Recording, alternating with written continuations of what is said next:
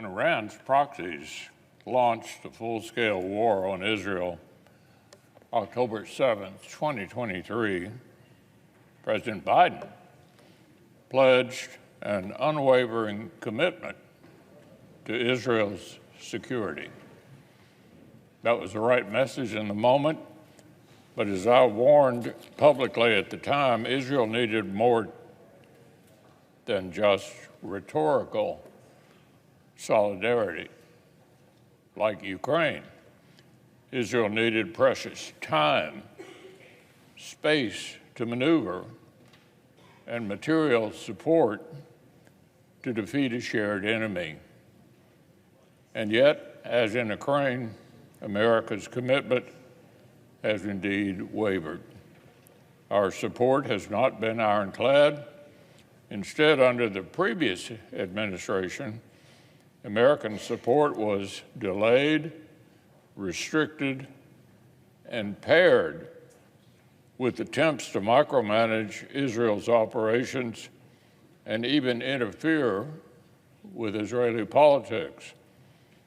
And at every turn, the progressive left and isolationist right hyperventilated about the specter of so-called forever war. Fortunately,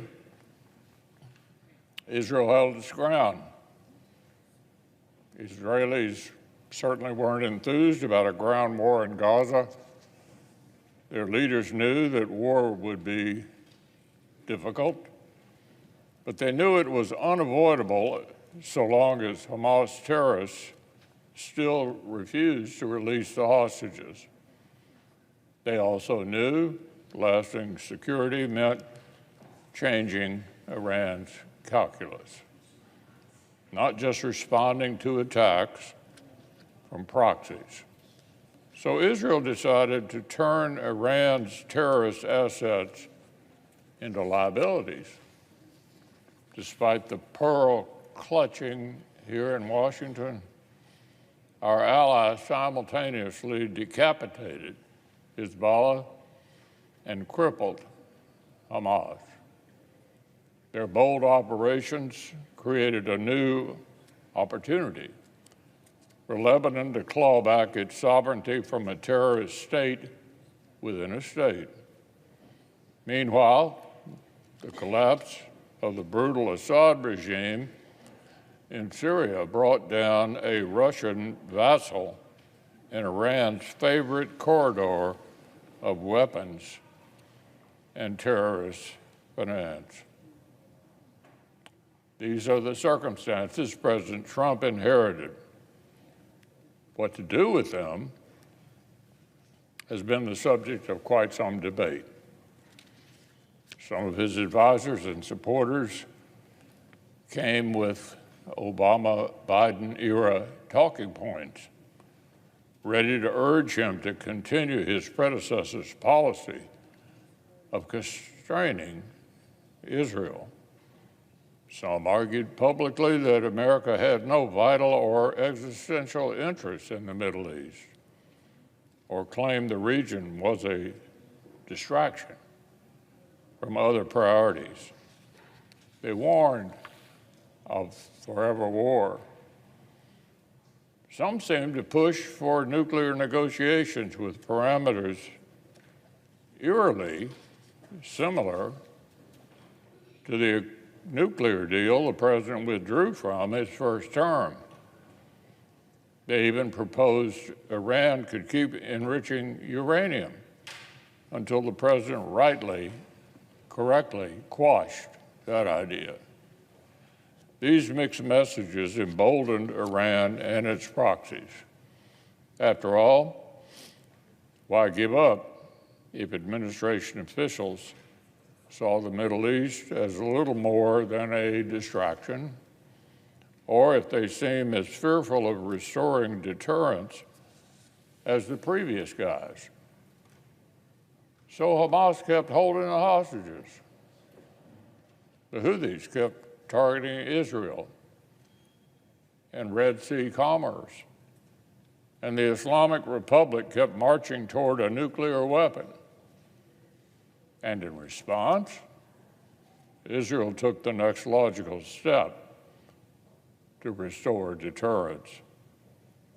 Once again, innovative and decisive strikes destroyed Iran's air defenses and imposed immediate costs on Tehran. And leaders across Israel's politics stood united behind the daring operations. But here in America, the same restrainers, anti-Israel progressives, and self-proclaimed realists warned again of regional conflagration if the president intervened alongside or even supported Israel's strikes. The president's his own director of national intelligence traveled to Hiroshima to record a bizarre video, not as a warning against Tehran's nuclear ambitions, but presumably against American or Israeli operations to blunt them. Now, fortunately, the president rejected the pleas of Appeasers and Isolationists. The strikes he ordered dealt a massive blow to Iran's nuclear program, bolstered American credibility, and strengthened U.S. and Israel leverage to end Iran's pursuit of nuclear weapons and its support for terrorism for good. Thanks to Israelis' historic efforts for more than a year and a half, Iran's ability to threaten regional stability is massively degraded.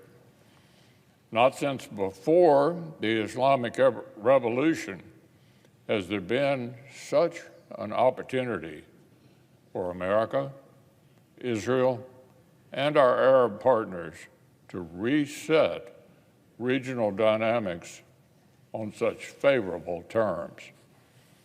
Achieving it has required no large-scale deployment of U.S. ground forces.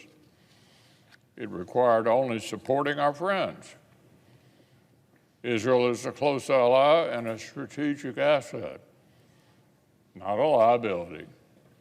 And the strategic return on our investment in assisting Israel is incalculable.